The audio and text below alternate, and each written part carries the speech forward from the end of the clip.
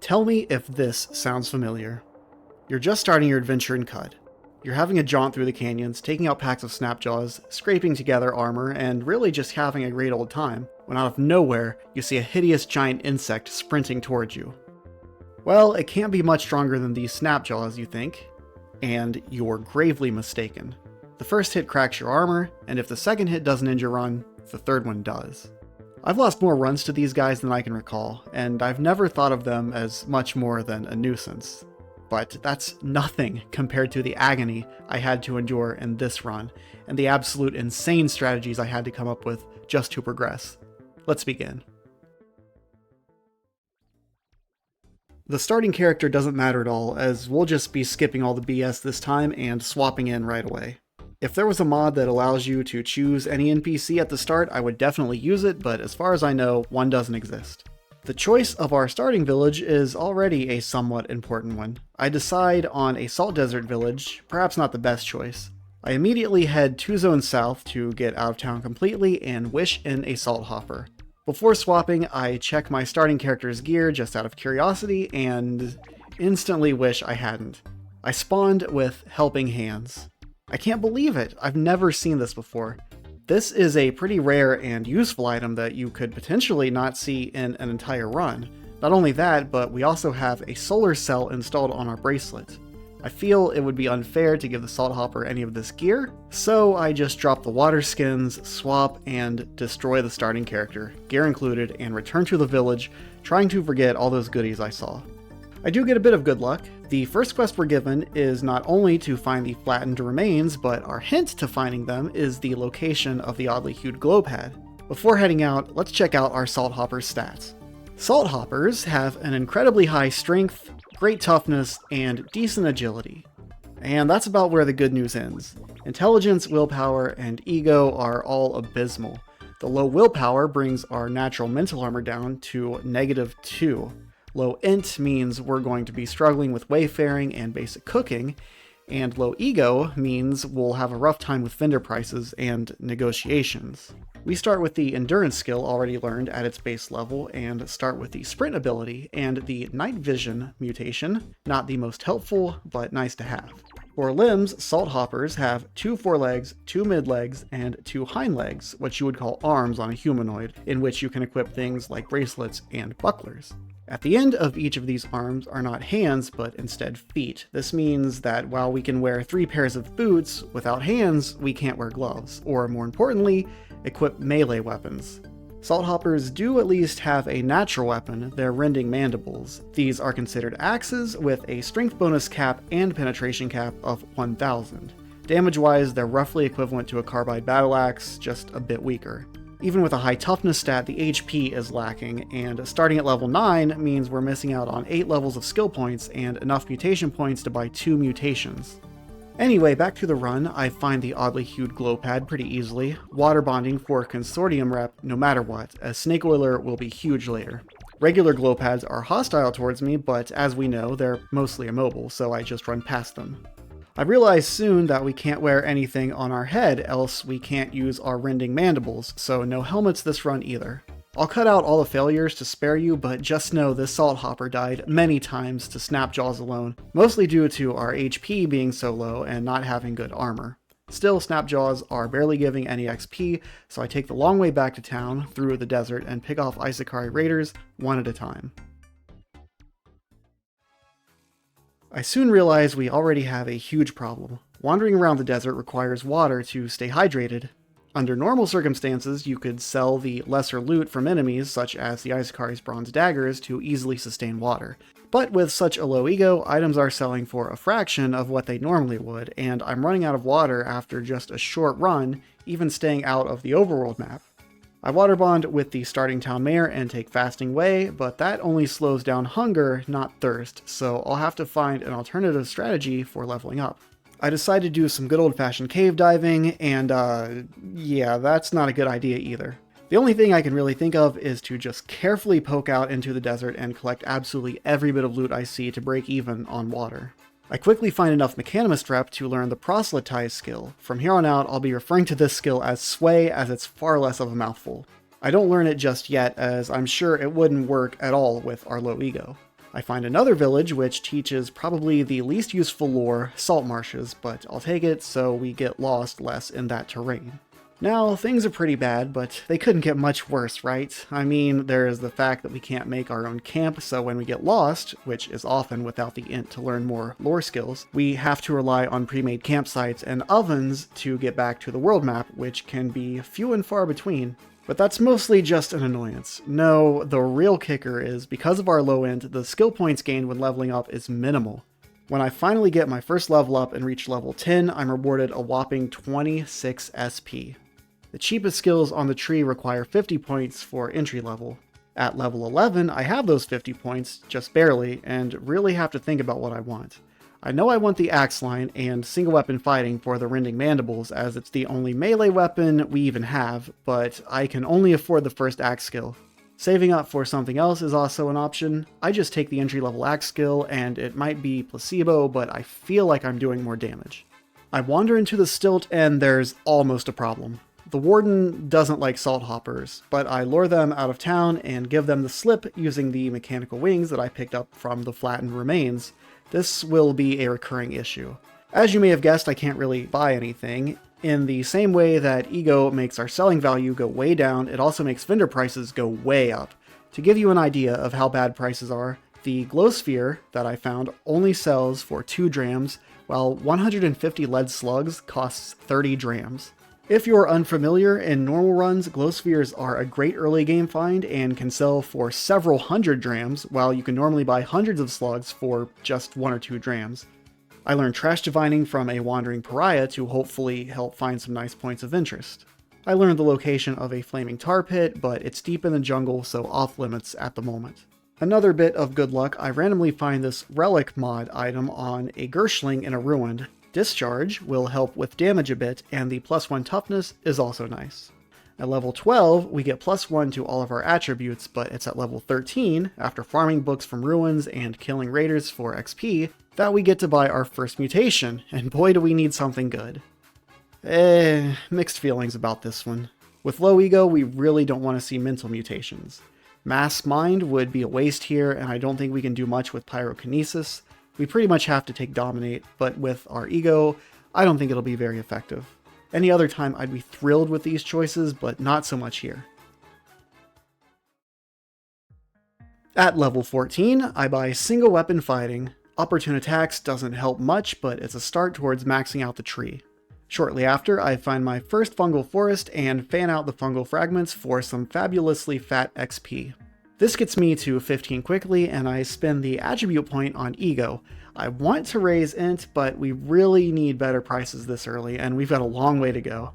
I take out 2 fungal forests worth of spore puffs, having to restock on expensive ammo halfway through, and at level 17, we get to buy another mutation. This time, we get a winner. With photosynthetic skin, we don't have to worry about make camp anymore, which is good because it's locked behind 20 more levels of intelligence. This mutation also gives plus 200 consortium rep, and with this I can run back to the oddly hued glow pad and use the rep to learn Snake Oiler. This is a skill that makes prices better, still not great, but now not so ridiculous. Without this added rep, I might have had to wait all the way until seeing Asphodel and Ezra to learn this skill. The next problem is that by now, we've outgrown the desert in terms of XP progression, but our build isn't really ready to move on. The rending mandibles are decent, but we don't have the skills to support it, and the low HP is damning, even with the somewhat okay toughness. I decided to check out a historic site I'd found earlier located in the desert canyons. Historic sites are roughly equivalent in difficulty to the biome in which they spawn, and desert canyons are an early game biome, for the most part. I'm pleased to see that the inhabitants are mostly cannibals, who are extremely weak. They don't drop very good loot, and at level 17 give no XP, but that's more than made up for by the 50 books I find, plus some Reshef lore. There's a bookbinder down here and a godhead who would normally be hostile, but because it's the bookbinder's bodyguard, is friendly, so I'll definitely be coming back here when I get some oil for the easy robot rep. The relic isn't quite what I was hoping for though. After turning in everything at the stilt, we get 2 levels and can finally afford the next skill in the single weapon fighting tree, Weapon Expertise. I also go ahead and learn Proselytize, aka Sway, but using it goes about as well as you'd expect. I figure now's a good time to go caving, and I decide to finish off the starting village quest to get a free recoiler so I can pop out of the depths safely. To my surprise, that quest leads me to another historic site, and this one happens to be in the desert, and is also inhabited by cannibals. We don't get nearly as many books this time, and the relic isn't useful at all, but we did find something perhaps more important, an Arcanaut. I attempt to sway this randomly wandering guy, and it actually works. Now I can sell them all of my gear for drams, then sway them and take back all of my stuff for free, then repeat the process for basically free money. Now the sway chance is low, and the method is totally cheesy, but it's at least something. I could farm some XP or items where I, for example, buy all the books from a bookbinder, who I'm still a ways off from being able to sway, then making the money back by cycling with the Arcanaut, but the prices are still way too high to make this an efficient strategy. From here, I'm back to desert grinding. I'm poking into other biomes a bit in hopes to find fungal forests. A comment on my last video taught me that instead of using bullets, you can just throw torches at the spore puffs, and I wish I'd seen that comment earlier in the run when bullets were almost prohibitively expensive. I find another village in the desert, and while it's a little risky to take so much negative rep just to see what skills the village teaches, this time it pays off as I can get Decapitate. Even though we don't have Dismember just yet, it'll be another nice skill to have. More books gets us to level 21 and a new mutation. These are all great options, but seeing as how we're most likely not going to be putting points into any mutations, the offensive options would remain at a low level, so I take Mental Mirror for the passive mental armor increase. We also get an attribute point, which I put into Ego, and some more skill points, which I put into Cleave over Dismember, as I feel it will be better at the moment. I head to Gritgate, and as usual, the path there is filled with tons of enemies that give little to no XP. I buy the pickaxe from Maffeo, but of course I can't equip it having no hands, so I break in the slow way and water bond with Q-Girl to learn Tinkering. This will help with identifying artifacts a bit, as currently I have what seems like a 75% chance to break them instead, another gift from low intelligence, and spending drams to ID artifacts is especially annoying this run. After robbing them blind, I buy the overpriced recoiler, and on my way out I full clear the floors in hopes to get some battery drops from the way droids, ideally a solar cell, but it doesn't happen. And at this point, I really am kind of stuck. We're in the same situation, overleveled for the desert, but not strong enough to move on. Our damage output just isn't there, and any good gear upgrades are locked behind vendor prices. Technically, we could go to the jungle. The goat folk aren't too difficult if taken on one at a time, but getting ganged up on by Naphtali is the issue, and that's also the reason I can't really explore the flower fields. The godheads are great for robot rep, but they can't be love injected, and there's no chance for sway to work. The next plan is to carefully head to Kyakukia, use the old bait and fly away trick for both the Warden and Crowsong, and learn the cooking and gathering skill from Mayor Nuntu. Next we head back to the Stilt Grounds and buy as much congealed love as we can find. Finally, we cook using the congealed love, and hope that we get something good. Okay, +4 ego, and I can wear this no worm skull temporarily for +1 more ego. And with that ego, we can attempt to sway the bookbinder, and success! Now, there's only 2 bookbinders at the Stilt this time around, so I take all of their stuff and relocate them to be next to our Arcanaut. I also get the Jeweler as well, as they're not usually a very difficult attempt and can have some insane gear. I also make a trip to recruit the other bookbinder from that historic site. I usually like to kill off all of their followers to make things a little cleaner, but since this is a legendary with whom I've already water bonded, I let it stay for now. Upon returning, everyone has already restocked, so I cook again with the love, and this time I get the better of the 2 possible outcomes, the Beguile ability. Beguile is much stronger than Sway, especially at lower levels, and unlike the mutation version, Beguile granted from cooking won't aggro the target if it fails. Unfortunately, these bonuses from cooking are only temporary, but it's long enough to get a lot done. When it's all said and done, our little shop looks like this. I have chefs and kippers here to keep the congealed love in supply. I turn in the books and finally have enough SP to buy another skill. And I finally take Dismember, as a good face will give us a much needed ego boost. I venture into the jungle looking specifically for goats. I find a village, clear it easily enough, get some good gear but no faces. When I finally do find a face, I realize that it's not high enough level for +2. After researching, it would seem that there aren't many good options for +2 ego faces at the moment, and +3 are definitely out of the question. But it would seem that the spore puffs look promising. I've been hunting these mushrooms the entire game, so I'll have to try to find more soon, as I've cleared out pretty much every fungal forest I've encountered. For now, we head back to the stilt and take some more stuff from our vendors. We turn in books again and can buy another mutation, and it's kind of a bittersweet choice. Multiple arms is the best, no question. We'll now be able to equip better weapons, but now I'm wondering if we stay committed to the single weapon tree. We now have 2 hands and 2 more arm slots. If we continue single weapon fighting, we can now wear a helmet and equip a better axe. I decided to do just that so that the skill points haven't been wasted, but there might be options down the line. We can also wear gloves now. We could potentially spec into shields for our offhand and all of our arm slots, but the point requirement is too high at the moment. I gear up with the best equipment I've found so far, and I can even offhand the relic sword I found earlier to use Temporal Fugue. Now to the jungle to see if things are better, and they are. We do more damage and take less. We happen upon a rust bog, and I almost wish we hadn't. We find a set of helping hands.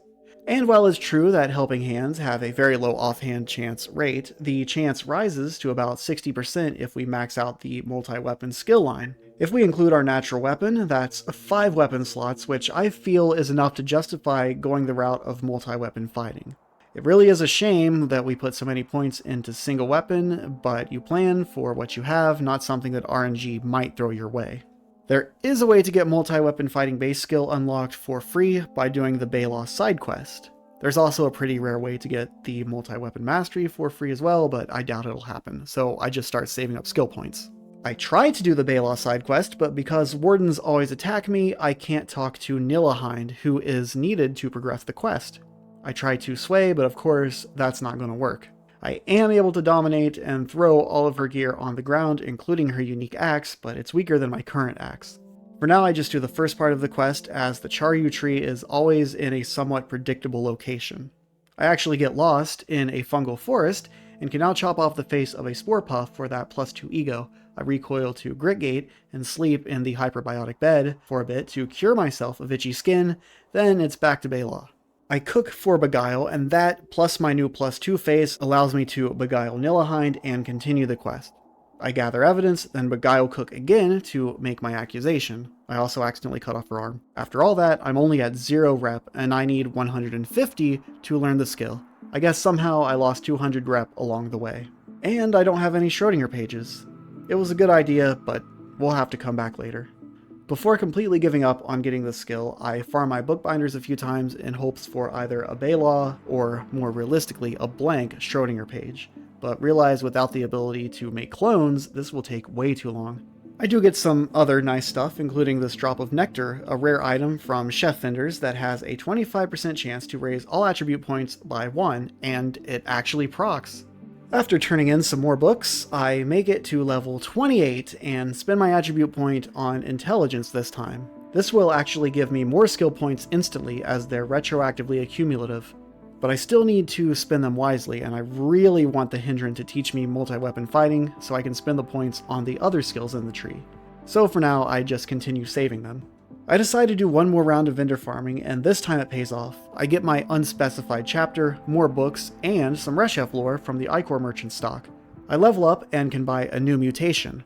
Horns wouldn't be bad here, especially since I'm about to spec into multi-weapon fighting. The downside is we can't wear helmets, but we can make up for the lost AV with our multiple sets of gloves and boots. And we'll probably never be able to learn Tinker 1 or even disassemble, so any benefits from helmet mods aren't accessible anyway. Horns are short blades, not axes, and the damage isn't great, but they do cause bleeding on crit. I take it, then immediately head back to Bey Blah with my new Schrodinger page Entangled Rep, and finally learn multi-weapon fighting, and have enough points to max out the tree. I take the new build to the jungle for a test run, and is it better? It's hard to say currently, but it feels better. While I was thinking about what to do next, I had an interesting idea. Could I potentially get an NPC who knows Tinker to mod my gear for me? Now, I know I said just a few moments ago that I'll probably never be able to learn the Tinker skills, but that doesn't mean I can't access them. By now my level is so high that domination will always be successful on these schematics drafters, and I just so happen to have one at my little shop. Now, schematics drafters do have some tinkering skills, so I perform the following test.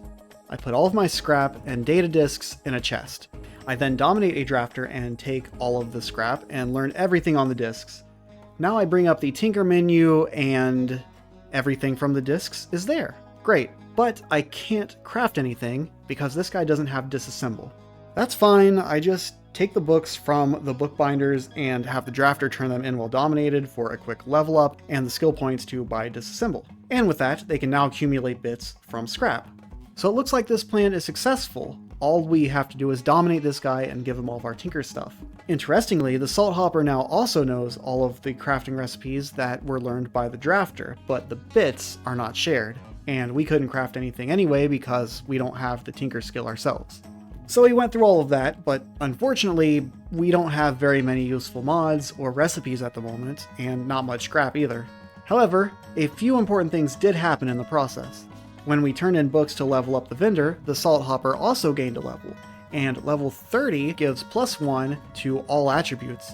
I also realized that domination will always work on all of my vendors here, so no more cooking and hoping for beguile. And of course, we now have access to mods when we do find better discs and scrap. I also buy the short blade skill as it's cheap and will give our horns just a little boost. I also get another drop of nectar proc, insane luck. I realized that I'm also high enough level to always successfully dominate dromad traders, so I mark every single one that I discovered on the map so far and go to them one after another, dominating, dropping anything interesting I find from their inventory onto the ground, then ending domination and picking it all up with the Salthopper.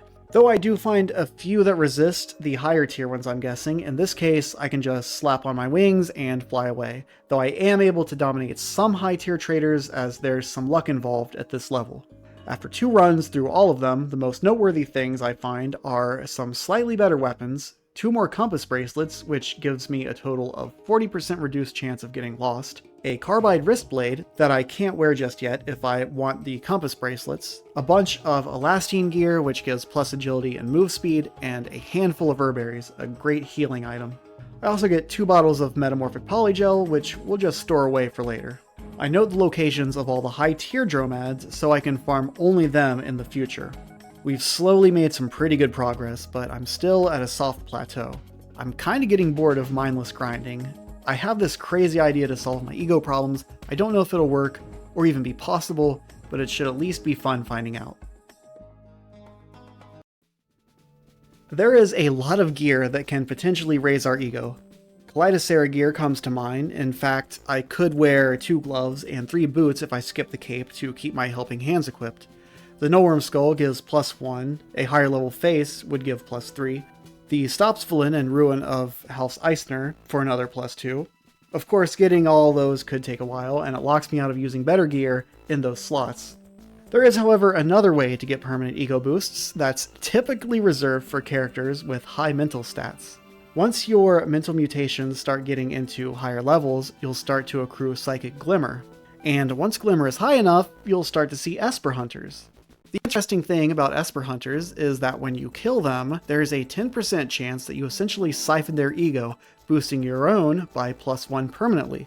Of course, we need Glimmer, and for that, we need high-level mental mutations. High Ego is one way to raise these mutations to high enough levels, but with ours so low, there's pretty much no chance we'll ever naturally see Psychic Glimmer. However, there is a way that we can acquire Glimmer artificially. To do so, we'll need to enter a hidden pocket dimension. I won't spoil the process of getting there, but I will say that it requires a rare item that I just so happen to get from the Ichor Merchant, and traveling to the Palladium Reef, one of the more dangerous areas on the map. On the way, I get lost a lot, even with my 4 compass bracelets, but it's not as much of a death sentence as it used to be. In fact, while lost, I wander into the lair of a legendary scribe, and I'm able to dominate them. I have a feeling this guy might come in handy later, but for now, we just take his books, including a robot rep Schrodinger page, and continue on. On my way to the reef, I first visit Ezra and Yid Freehold as they're roughly on the way, grabbing their recoilers and checking in with the vendors, and of course running from the wardens. I attempt to dominate Sixshrew, the high-level Ezra vendor, and it works, but they have nothing really useful for me. Beylah is a riskier attempt, but she is also able to be dominated. For the scariest part of the journey, Ezra to Yid Freehold, I used the mechanical wings for their reduced chance of getting lost, though I realized later that the chances are the same as the 2 bracelets I had to drop to equip them, but at least I can use them to help make escape easier. In the Freehold, Bep is a guaranteed dominate, and I'm just at the right level that Tilly, the high-level vendor, is as well. There's a high-level Dromad trader here that strangely doesn't turn hostile when the domination fails. Usually they always turn hostile, but you can just run away and come back a little while later after they've calmed down. Anyway, we're pretty much ready. I do something, which again, no spoilers, but it wasn't that hard to find myself in the pocket dimension of this place. Here we can talk to Olam, a legendary giant clam who sells the item we're looking for. But I didn't expect it to cost nearly so much. I brought plenty of stuff to trade, but we're not even close to affording it. I went back to town and did some calculations, and even if we're somehow able to get the +4 bonus from cooking before getting to Olam, which is unlikely due to the method involved in getting there and the fact that I don't know make camp, we don't even have enough carry weight to take enough stuff to trade. I suppose I could drop a chest right next to Olam and make several trips, but not only would we have to farm the jeweler for several high-price items, we would also have to farm the Ichor merchant for the precious liquid required to travel to Olam repeatedly. You can't recall to this location, so even if we could build recoilers, that wouldn't work. For now, I'll call this venture a failure, though it was a good idea. However, I have another idea, which might be even more outlandish. I head back to town, down, but not out. The Kipper has another drop of nectar for me, and it procs again. I didn't show the failed attempt, but that's 3 out of 4 this run so far. Really, really lucky. I turn in more books and lore and get another level up, and we get an attribute point to spend, but I hold off for a moment as I want to put it into int, but we might need the extra ego for Olam's prices, which I'm still considering if we get some good luck. I'm also faced with a decision. We have enough points for another mutation, but I don't think I want another one. Instead, I opt to put the points into raising the level of multiple arms to give them a higher chance for offhand attacks. There might be some good mutations left that could help us out, like having Beguile without having to cook, but I think now we should focus on working on our current build instead of rolling the dice. The next idea is to get all of the high-level traders in one place. I'd found a Joppa recoiler, and since we didn't start in Joppa, it's an abandoned tile, perfect for setting up a new shop. So I use a somewhat convoluted method of dropping a recoiler, dominating the vendor, picking it up, recoiling, dropping the recoiler again, ending domination, then walking back as the Salthopper to reclaim the recoiler, and start the process over for the next vendor. Except the very first vendor I tried this with, Sixshrew, I forgot to drop the recoiler after getting them to Joppa, and their inventory reset, so I lost it. Those things are kind of rare, and we don't have the data disk, or parts for that matter, to make our own. It would be easier if I could sway them, then they could simply follow me all the way there, but these guys are difficult even if you have good ego. Anyway, it's time for the next plan. It still involves Psychic Glimmer and Esper Hunters, though by a bit of a proxy. Remember that guy who didn't like us in Kakukya, Crowsong? We need them as a follower. I recoiled to Kakukya, and thankfully I'm able to separate them from the other one who really didn't like us, the Warden. Having cooked at the town oven for Beguile, I'm able to easily beguile Crowsong, and then I need to attempt Sway. It's a lot easier to do this while they're beguiled as they're not attacking me constantly. I only have until Beguile wears off, and it's a difficult check, but I do successfully recruit Crowsong. Now they can follow me all the way to the stilt. We're looking for the High Priest. At home participation, you pronounce his name. Now, dominating, beguiling, or swaying this guy is impossible for the Salthopper, but Crowsong has a special ability that we can kind of fake it with. Crowsong knows Metamorphosis, which turns them into a near-exact copy of a creature. Perhaps, fortunately, the only thing that doesn't change are the mental stats, of which Crowsong's are good but not great. However, Crowsong also inherits the priest's high-level mutations, which gives more than enough Psychic Glimmer to spawn Esper Hunters. Also, using Metamorphosis is permanent until you die, and it pauses the domination timer. Technically, using clones, you could achieve budget immortality this way, but we're here for another reason. I gear up Crowsong, aka the Priest, a bit. Having good agility, I give him my best Longblade. I take him out for a test drive, and success! We are now seeing hunters spawn. I simply mark the location on my map where they do, and run away. I get 2 spawns before I decide to head back to the stilts. I end Metamorphosis, then end the Domination, and then return to the marked location on the map and carefully take out the hunters, as they can potentially be deadly. No luck getting a boost during the test run, so I go back for another round, this time gearing up a little bit better. I spawn about 10 hunters, then again carefully clear them out, mostly using extremely OP freeze ray I'd found. This time the first hunter I kill gives me an ego boost.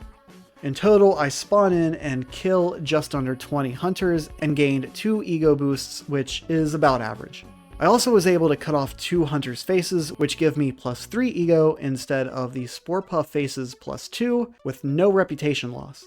Really though, farming ego like this is very time consuming. Clone farming drops of nectar would probably be more time efficient and more rewarding, as you get +1 to every stat. While more ego would be nice to have, this run has already been very long and we still have most of the main quest to get through.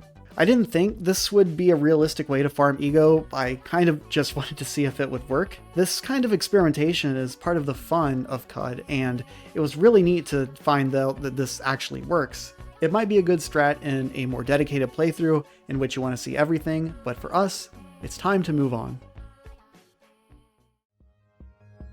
Per my usual style of play, I like to get way overleveled and then rush through the main quest. Somehow, through all the shenanigans we've been having, we're at level 33 with decent gear and a somewhat okay build. Before heading out, I do a round of high-level vendor checking, and to my surprise, in Yid, a cloneling spawned in the same room with Tilly and Kirka. I had seen it before, but it looked like it had cloned a bunch of Kirkas and was almost out of juice, so I left it. Now there's like 17 Kirka clones, which sadly Kirka doesn't usually have good items, but there's 3 clones of Tilly, who stocks some of the best items in the game. This is great. I really didn't want to go through the hassle of vendor cloning, as I don't have the ego for Sway to make it easier. I would have had to do the whole recoiler thing I tried with 6 Shrew, and you can see how that worked out. Anyway, I farmed the Tilly clones a few times, getting some nice gear upgrades, including 2 Zetachrome battle axes and 2 flawless Crysteel battle axes. Golgotha is as easy as you might expect. I use a rubber gum injector that I got from a Kirka clone to survive the fall, and Dominate Slog to make it run away from me so I don't have to kill it. Back at Gritgate, Ortho, a quest progressing NPC, is hostile towards me. I guess because of the same weird swap faction thing that makes Wardens hate me? So I have to sway him, which, yes, will make Crowsong unfollow me again, but I think we're done with them anyway. Bethesda Susa was not very difficult either. The enemies weren't tough, but there were so many of them, it was more annoying than anything. At least until I got to the Mechanimus Temple. Every one of them was hostile despite my neutral rep. Perhaps it's because this area is considered their holy place? This was actually a pretty fun encounter. I had to play it safe, as the knights are formidable, using slam and disarming attacks on me.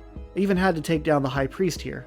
I didn't want to, as I didn't want the negative rep, but I didn't have a choice. The freeze ray helped a lot too, especially with the new radio-powered nuclear cell I scored from Tilly. Getting Ortho to actually progress the quest takes some juking, as I have to dismiss him, teleport away using a relic I found randomly on the ground, recoil away, then sway something else before going back to Gritgate and swaying Ortho again. I ask to convene the council, and to pass time, I do another round of vendor farming.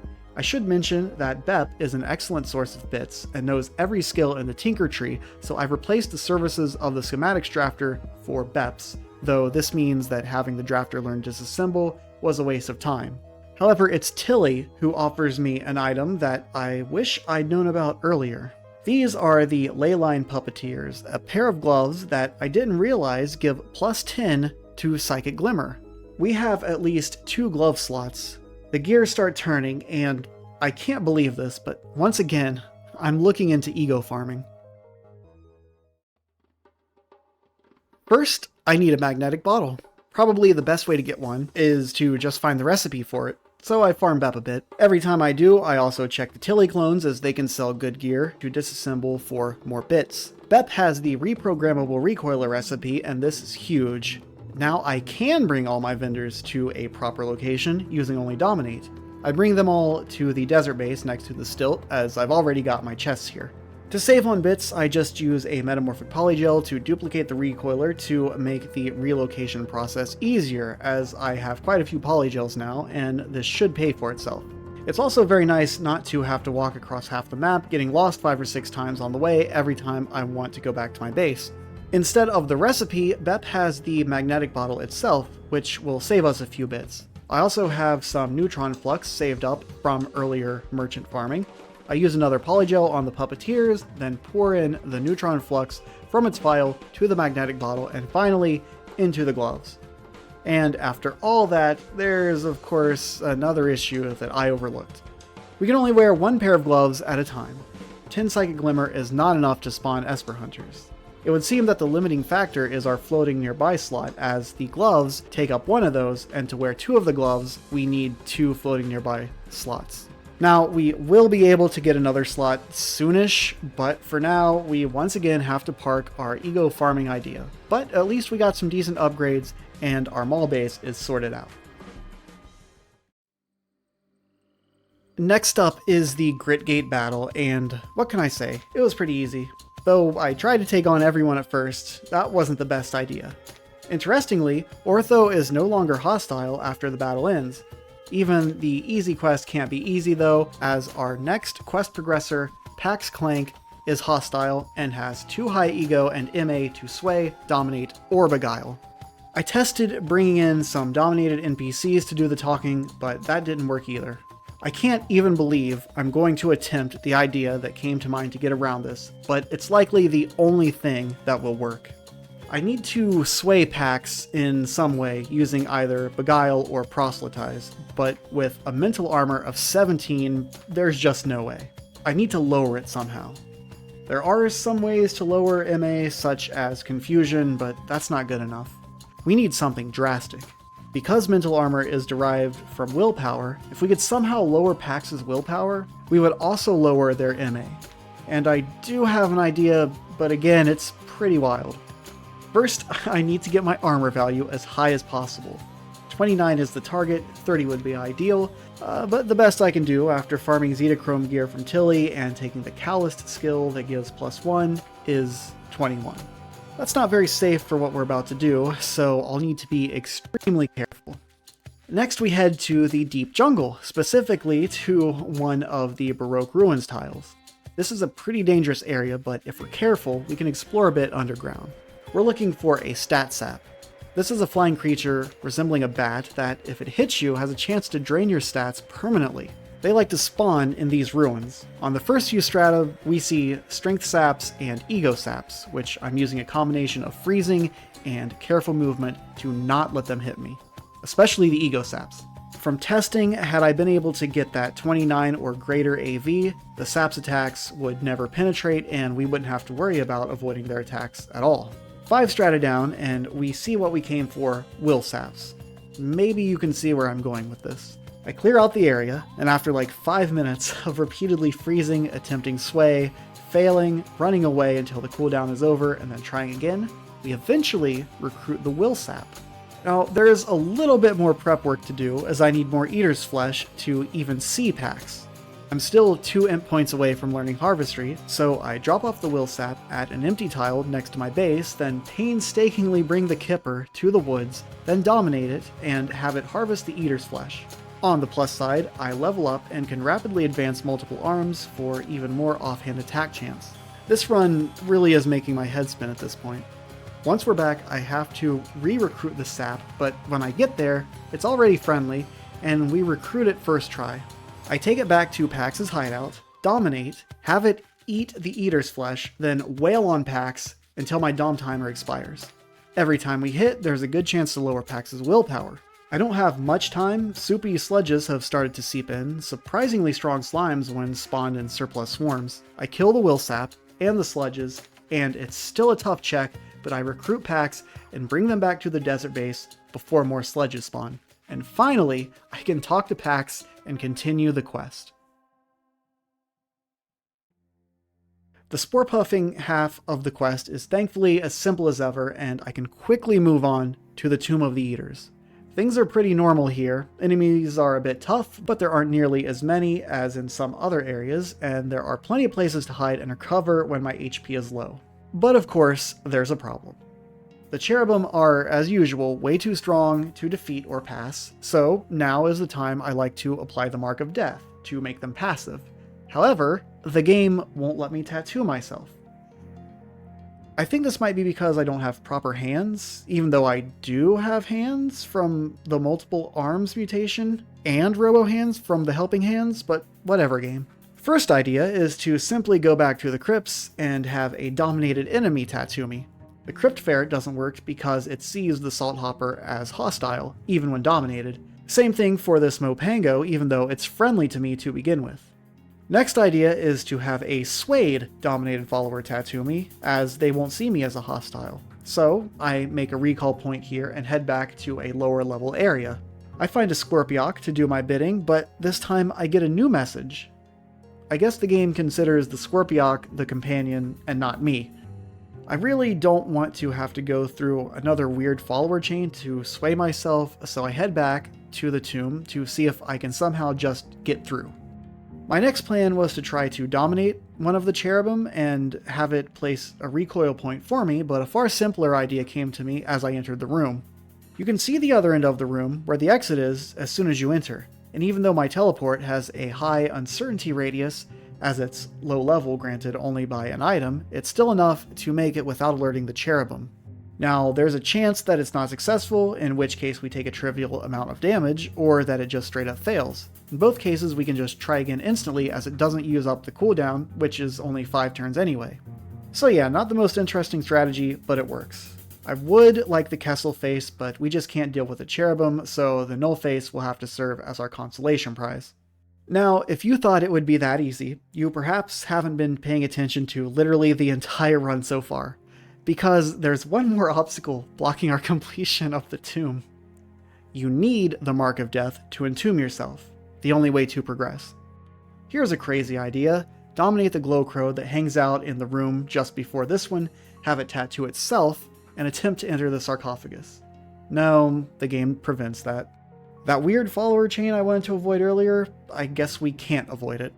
I'm not even sure if it will work, but I think if we can find an NPC with Sway, we can dominate it, then sway ourselves, then tattoo ourselves? Let's find out.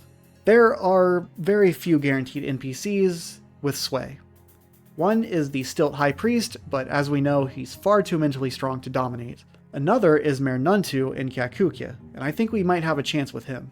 So once again, I set a recall point in the tomb and head to Kakukya. I'm able to easily dominate the mare, but yeah, that makes sense. I have one more idea, and this one is pretty crazy. I head back to the base and grab one of the few Drams of cloning draft I found this entire playthrough. I head just outside Kakukya and clone myself. Of course, I attempt to tattoo the clone myself first, but it doesn't work. So I dominate Nuntu, then attempt to sway the clone. I try until the Dom timer runs out with no success. I consider having Nuntu level up to learn the skill to cook with love, but after the second round, it works. So my clone is now a proper companion of Nuntu. And another failure. This one was surprising. I've exhausted all ideas I had, and my conclusion is that certain creatures, such as the Salthopper, might be hard-coded to not be able to be tattooed. So back to the tomb, and there is a simple wish to toggle the Mark of Death. And after everything we've tried, I think we've earned it. And I'm not sure if we can even progress without it. Anyway, we recome to Cud, and I think it's time we had a little fun before we blast through the end of the game. Finishing the Tomb of Eaters quest, finally, grants us a second floating nearby slot, which means we can now wear 2 Leyline Puppeteers. So I head back and do just that. Once active, we of course get 20 Psychic Glimmer, with 10 more added from our mental mutation levels.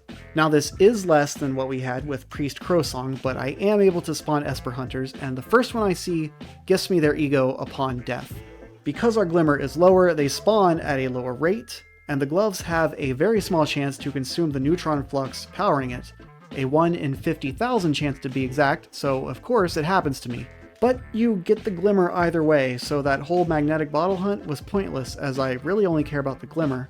By now, I only have the patience to farm +2 ego.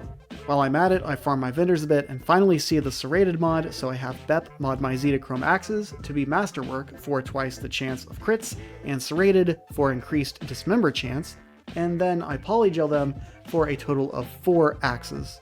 Again, if this were a longer term playthrough, this would totally be a viable strategy for farming ego, and just in case something else comes up, we now have it in our toolset. I head back to Gritgate, where Pax now resides, and is thankfully not hostile anymore. We now need to craft our golem. I'll go through the checklist and explain each part one at a time. I'm going for something tanky this time around, so the idea is to get as much HP and AV as possible. For Incantation, I wanted the +6 levels, but I couldn't get it despite doing what I thought was required for it, so I take +6 attribute points instead. For Catalyst, we use 3 Drams of Gel, which gives +3 AV and +50 to all resistances. For Armament, I need a Zetachrome Hammer, as the Golem will have high strength and cudgels scale well with strength. We can get both of those items by farming our vendors, the Ichor Merchant for the Gel, Tilly for the Hammer. The Gel is easy to get, but Zetachrome gear is very rare, so it takes a little while of farming. On the plus side, while Tilly farming, I can also check on the Ichor Merchant for the Primordial Soup that's required for all golems, saving me a trip back to the Rainbow Wood, and the neutron flux needed as a power source. The Hansa will be a beaded bracelet, which I have tons just sitting around for +6 more AV, and the two most interesting parts are actually the Atmos and the body. I need a body part for the Atmos, and a Great Saltback part will give us Carapace, which is another +5 AV. They usually spawn with Dromad traders, and we of course know the location of many. Though attacking will anger the entire caravan, so I cut off one's tail and run away. And the most important ingredient is the body, which I plan on using a plasma jelly.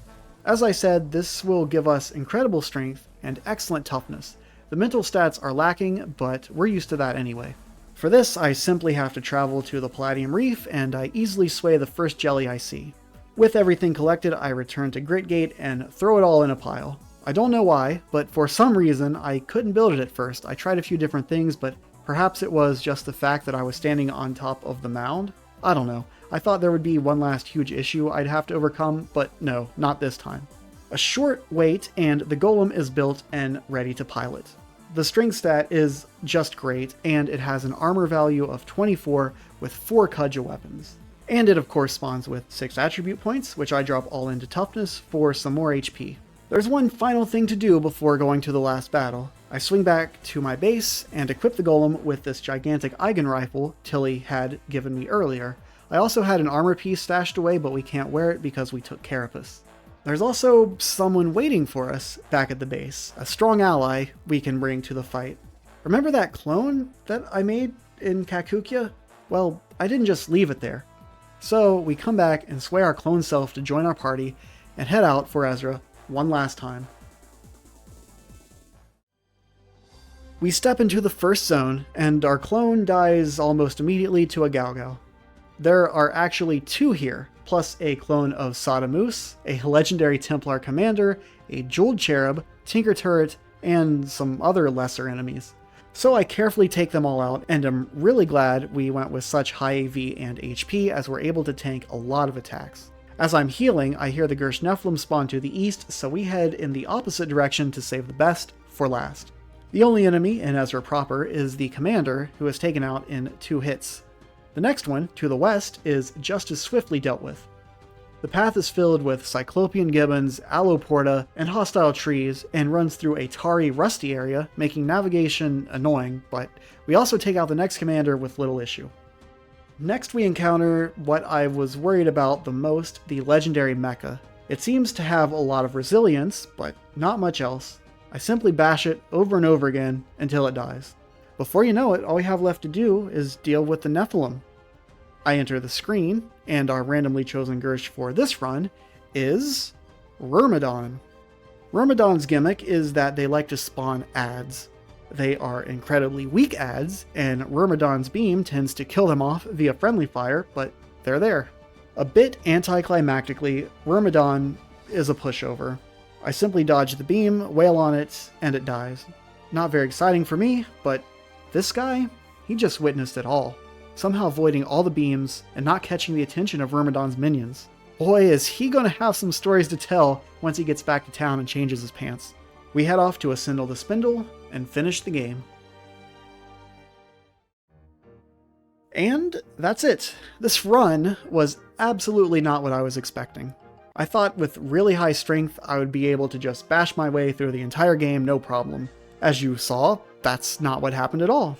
It was a lot of fun to come up with ideas to solve problems, though perhaps I was a little too obsessed with hunting ego boost. It was still interesting to figure out how everything worked. And really, I think that's part of the fun of CUD, is this experimentation. Cooking was very helpful early on.